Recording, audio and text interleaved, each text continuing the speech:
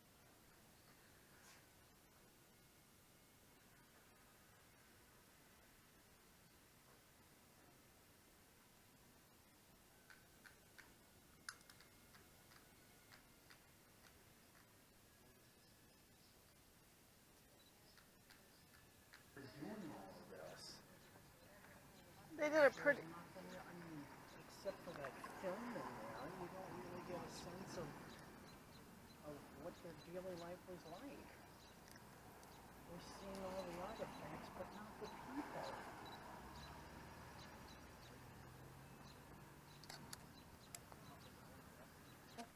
Anything on my program? Or blacksmithing, or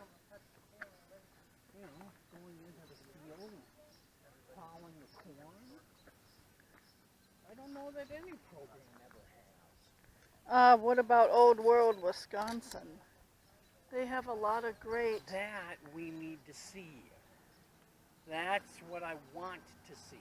Another option is going there July 4th for an old-fashioned July 4th, but again, it costs money to go there. I know, yeah. Maybe someday. What is that? What is that? What's what, hon? That, the plaques.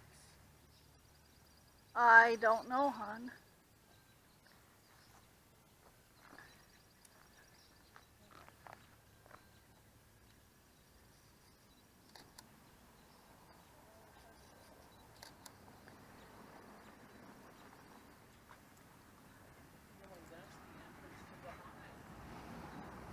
It could be.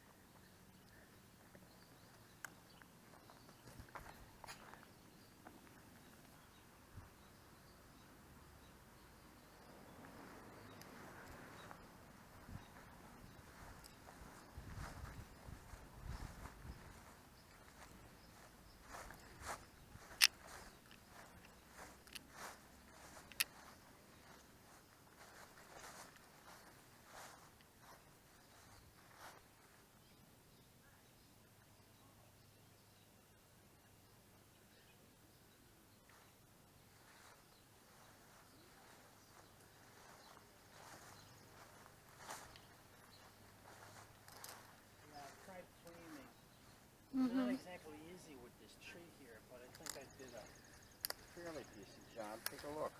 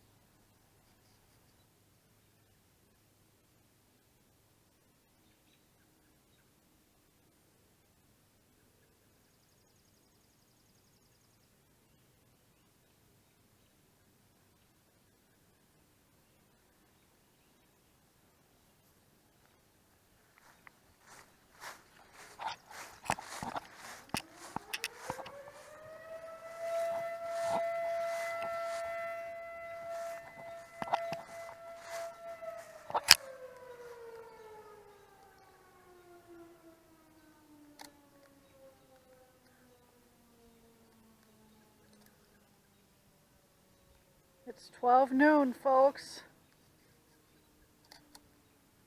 That's what that siren was.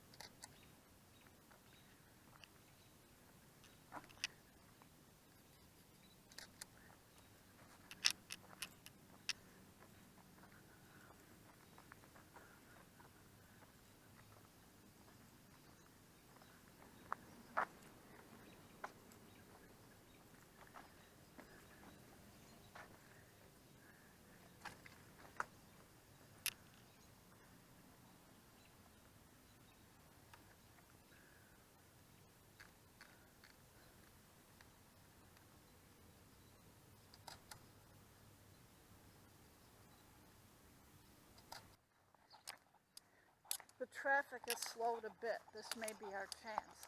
And the lawnmower sound is basically gone.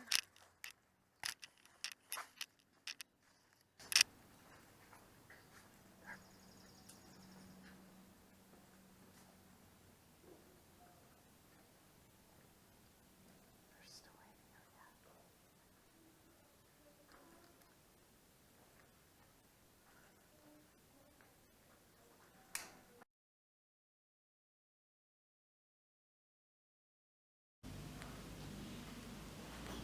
Don't make any noise, Al. Grüezi alle miteinander und herzlich willkommen.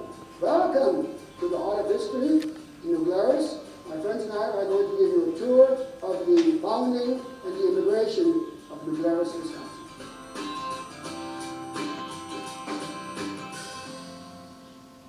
Switzerland is a nation that's divided into 26 cantons, and Glarus is the canton where these folks came from, and the map out there shows the hilliness of Glarus. Glarus is a very rugged canton, very, very many mountains, and the other map shows Greene County, and you can see the difference between the two because Greene County is very flat.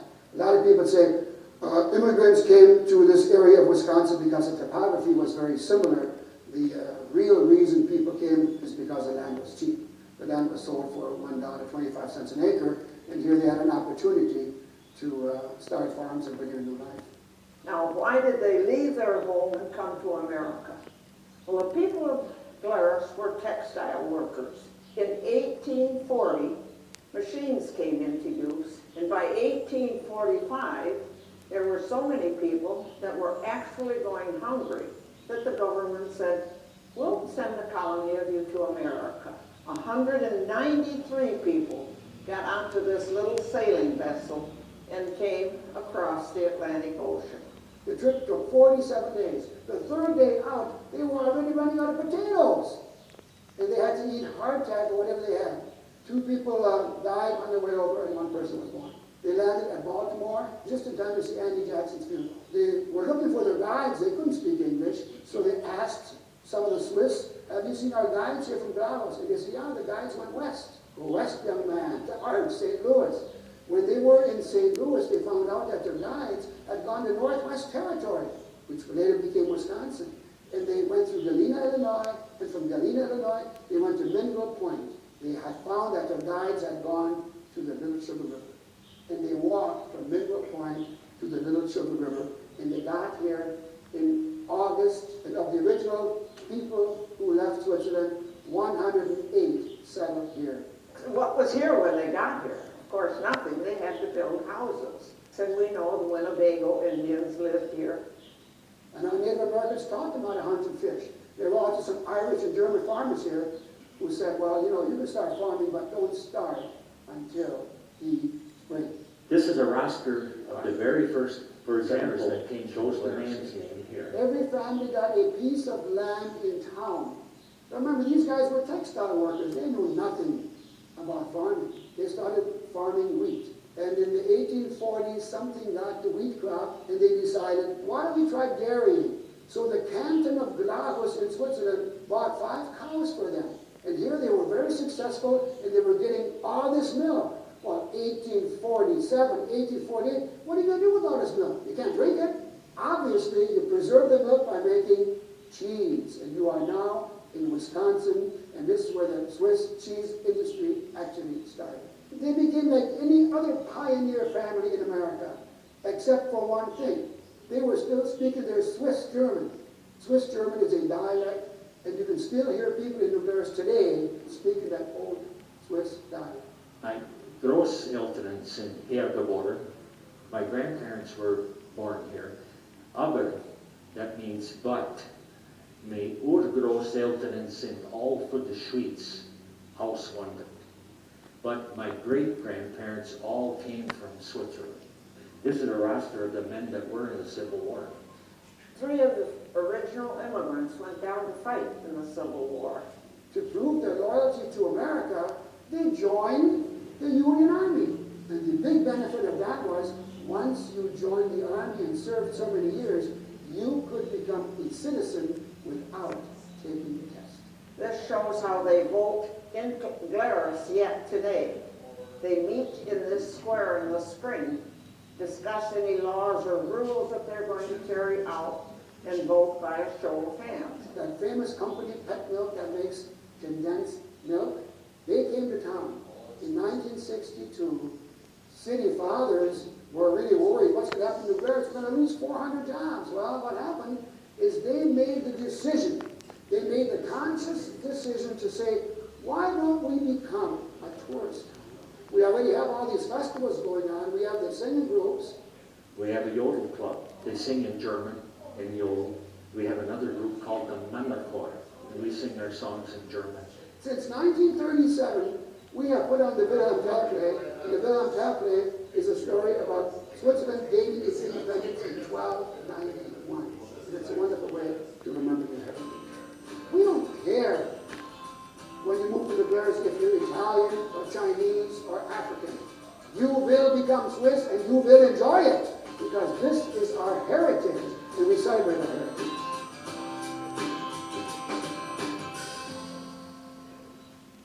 I want to give you a tour of the founding and the immigration of the Glarus.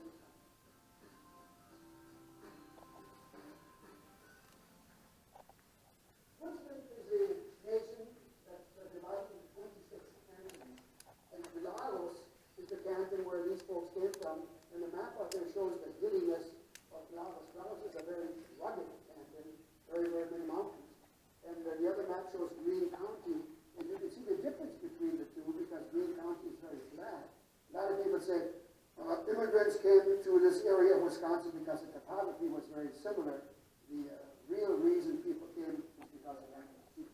The land was also 25 cents an acre, and here they had an opportunity to Why did they leave their home to come to America? Well, people were textile workers. In 1840, the Kings came into use, and by 1845, there were so many people that were actually going hungry that the government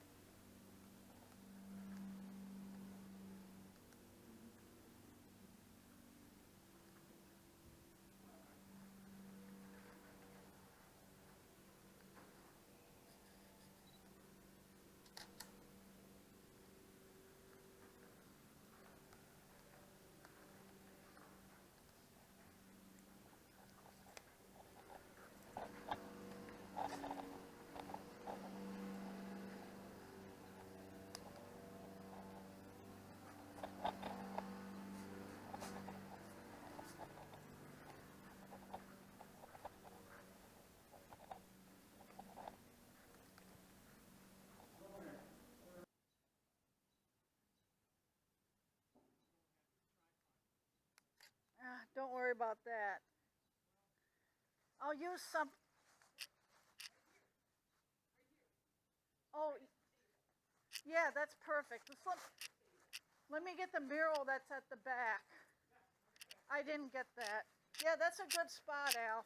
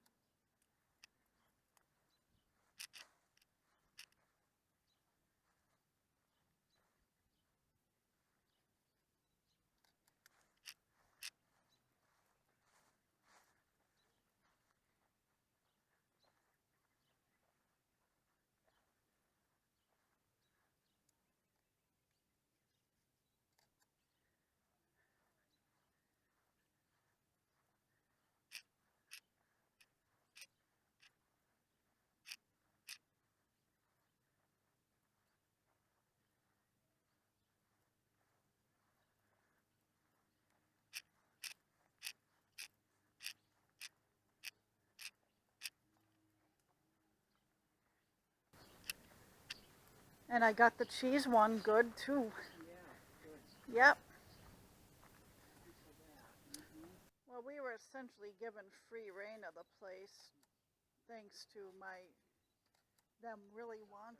Fred Blum and family, 1971. Wow. They really do want a blog written about this place, so that means pretty much free reign. I'm going to get a panorama of this room. Good luck with this. I mean, Don't worry, this phone is. dark equipment and yeah, I did the best I could here. Look at what it did inside the church. Oh man, that turned out really good.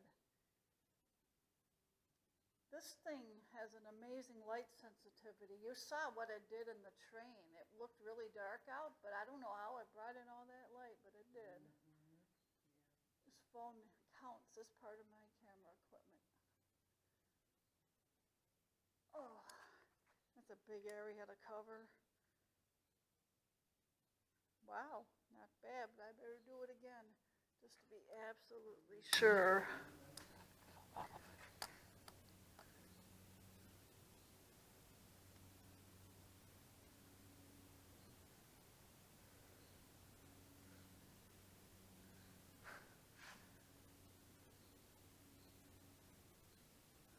This thing is just bringing out all the light.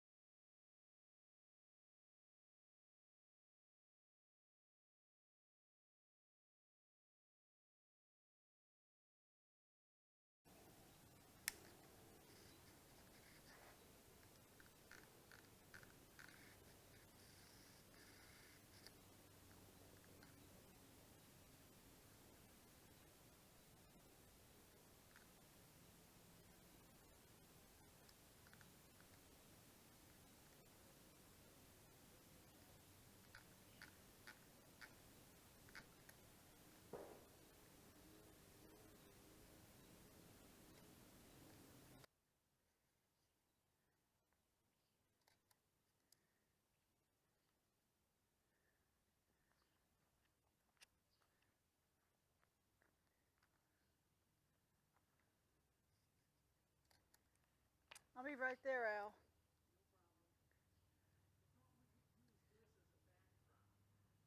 Yes, that's perfect.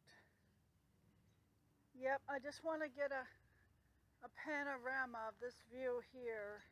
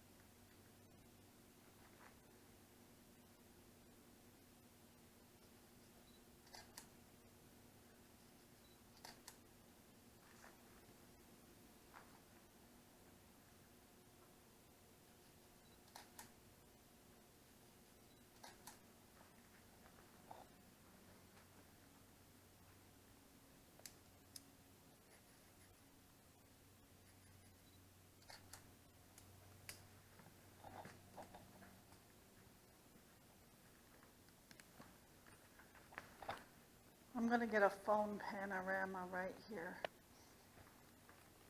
It's really the only way to get the whole room in one shot like that.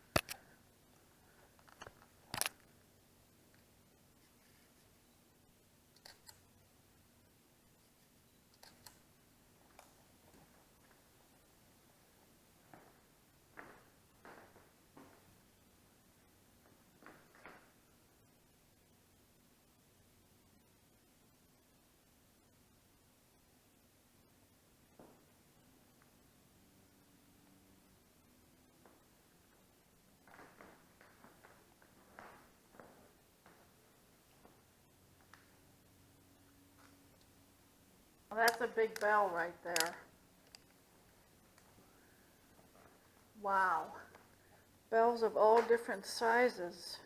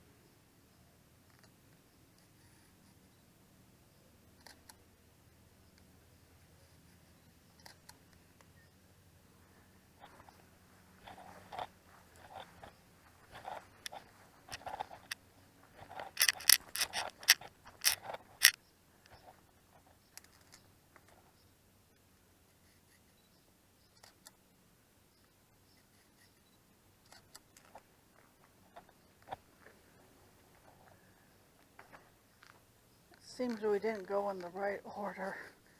No. Well, he's going in the reverse order. Yeah. Oh well. He's the one going in the wrong order. I'm so. Yeah, you're so used to going a certain direction. And, oh well, we'll make our way around anyway.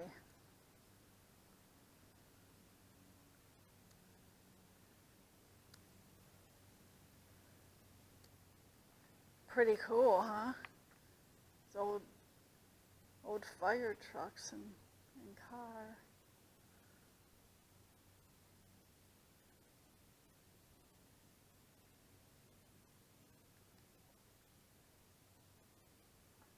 Yeah, that looks good. Sharp.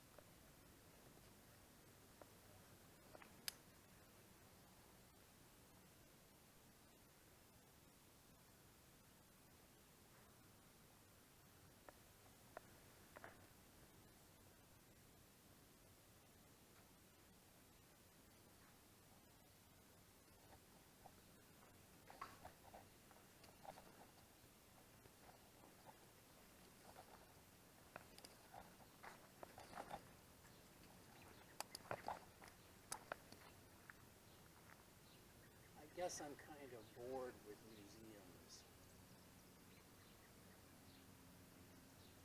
You go ahead and continue. I'll just wait. All right, I mean, getting the overall feel of what it is we're seeing is fine, but as far as what they show on the inside, I mean, yeah, it's nice and all. It's just boring. I mean, everybody that's been inside a blacksmith shop knows all of these things. They've seen all of these tools. And pretty much the rest of what we have here. So, well, I hope you show a little more enthusiasm when we film our clothes.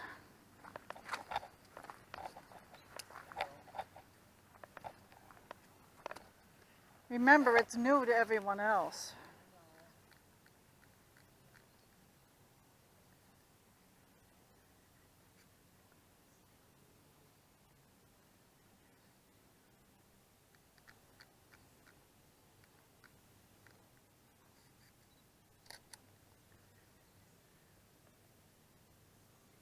Remember, we didn't really know much of any of this stuff about 6 years ago, hon. We've learned a lot. That shows we've learned.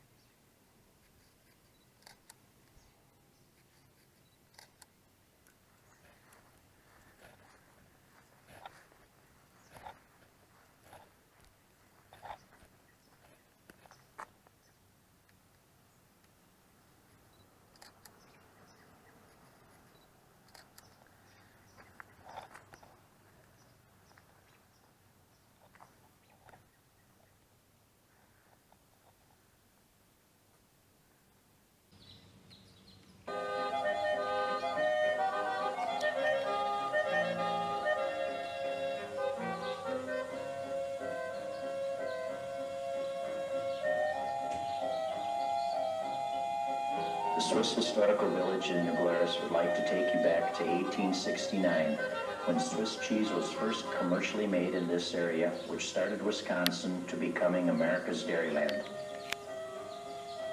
In 1869, as today, the cheese-making process begins with milk from the family farm. As a ready market was found for cheese that was originally produced for home consumption, the dairy herds increased in size and cheese factories were built near larger farms. The milk was delivered to the factory in 30-gallon cans. The horses and wagon would pull beside the factory where a wheel and axle system was used to raise the can so the milk could be poured into a tank on a scale and weighed.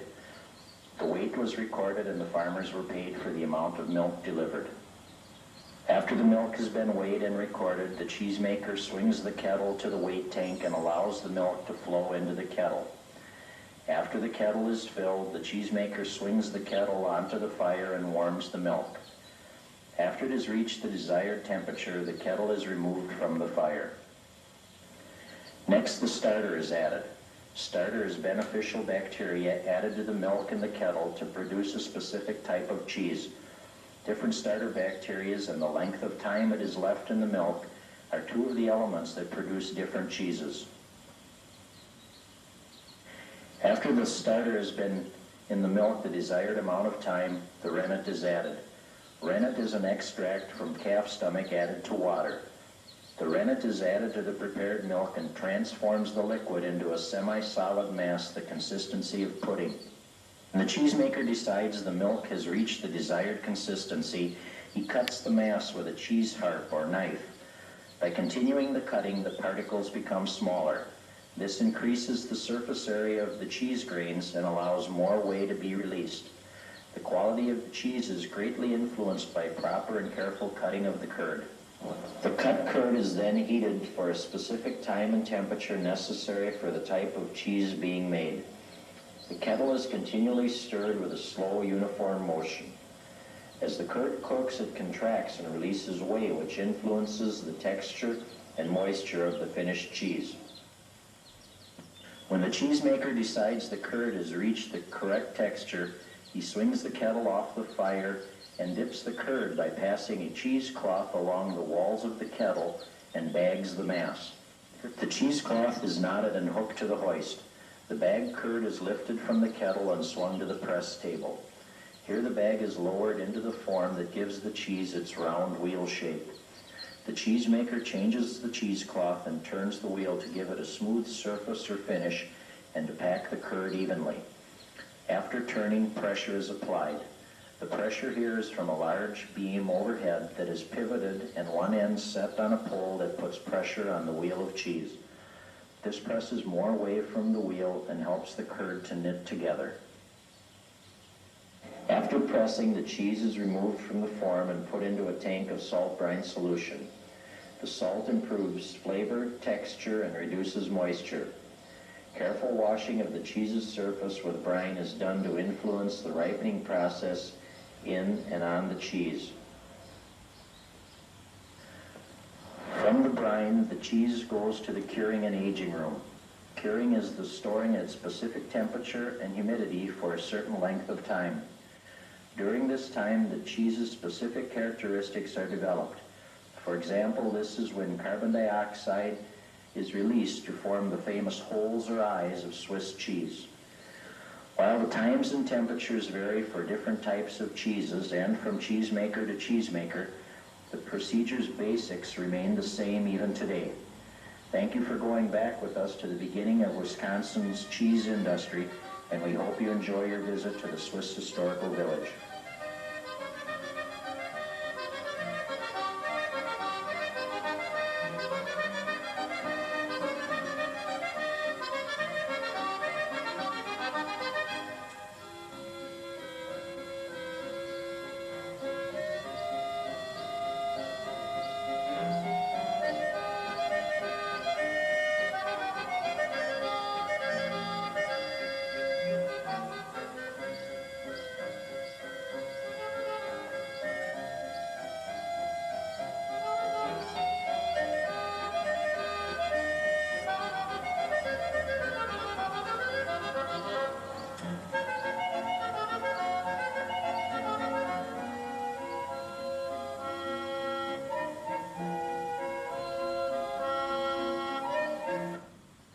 Hi everybody, we're going to give a slight overview of the Swiss Historical Village. We had a marvelous time looking at all the various buildings. Everything, blacksmith, schoolhouse. making cheese, which actually started here in New Glarus, as opposed to in Switzerland.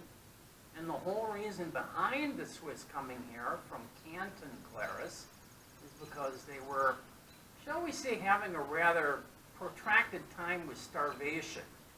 And their canton, their government, actually said, why don't we send some of you over to America? And that's exactly what they did. So they landed in Boston, and they said, well, the local Swiss there said, go west, young man. And that's exactly what they did. They first landed in St. Louis, came up to Galena, Illinois, and then came up here to Greene County, and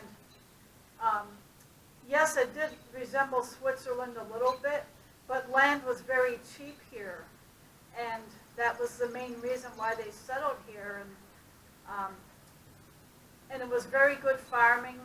The cows got a lot of nutrition from the grass and the hay, and produced so much milk that cheese began here.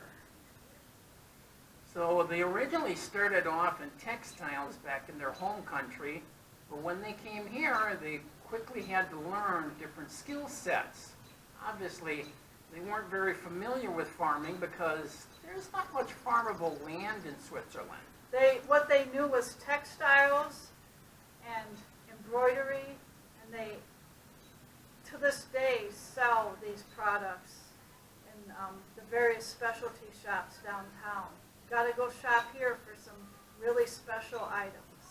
And that happens to be the first building after the entrance because they literally made lace by hand and on a loom. And that's shown here in, they call it the collectibles building, but that's where and how they made their lace. And they had a factory producing a great deal of it to sell to visitors and anyone who came by. It was a very good industry here. There's also a diorama showing the differences on the terrain as far as Greene County and Switzerland.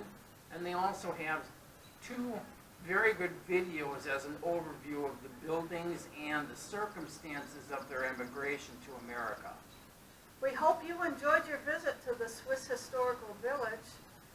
This is Lori Coutill. And Al Coutill.